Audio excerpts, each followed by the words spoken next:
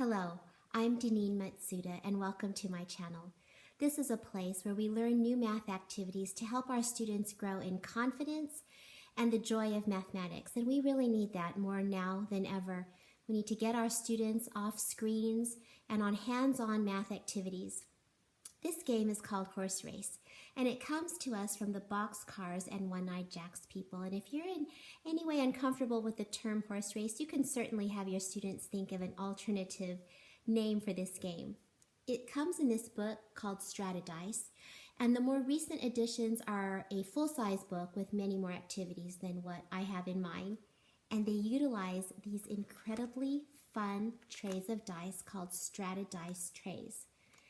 Now, you don't have to buy an entire class set to get you started at the beginning. You can just buy a few trays each year and have your students working on these trays and then have the rest of your students working on another activity. Or you can do what we do at my school, where we just share the trays. We make sure we're not doing these activities at the same time of the day, and that works really well for us. What I love so much about Horse Race is that this is designed to use many different levels. If you're a multi-grade teacher, this game is for you. Even if you're a single grade teacher like me, we all know that our students are at many different levels. So this game you're going to see is beautifully designed for that. It can be used with your very earliest of mathematicians just for number identification. It's an addition facts game, subtraction facts, and a multiplication facts game. It's played in pairs, and the first thing that you'll have to do is have your students decide which number is going to win a round, the higher number or the lower number. And then they need to get a tray and empty it. And it's fun to teach them this is the official correct way to empty a Stratedice tray. You flip it over, lift up the top, and this is your working tray. Let's start with a multiplication game, a round of multiplication. All right, I'm going to roll, and I rolled a 6 times 6, which is 36, and my partner rolled a 1 and a 6, which is 6, and I won that round. So I'm going to put my dice in the tray as a winning round, and my partner doesn't get to put any dice in the tray with that one. Then we go again, and I rolled a 5 times 4, which is 20, and my partner rolled a 1 times 2, which is 2. Things aren't looking very good for my partner right at the start, but things could change at any moment, and we continue moving through the tray, the goal being to fill my half of the tray first. In the event of a tie, I let the students determine whether or not they want to roll again, or each of us can just put our own dice on our own side of the tray. I make sure that they say the equation. If I'm doing adding, subtracting, even number identification, like I would have to say, I have a 3, I have a 1, or 1 plus 3 is 4, 1 times 3 is 3, because this is, after all, a practice activity.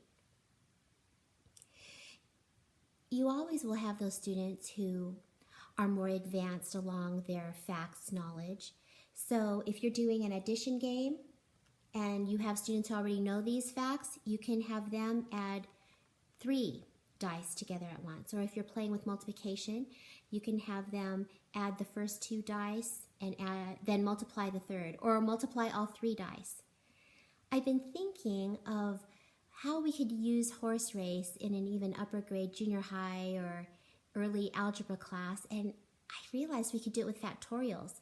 You could have the students do factorial 3 plus or times factorial 3, and then the partners doing the same thing with factorials.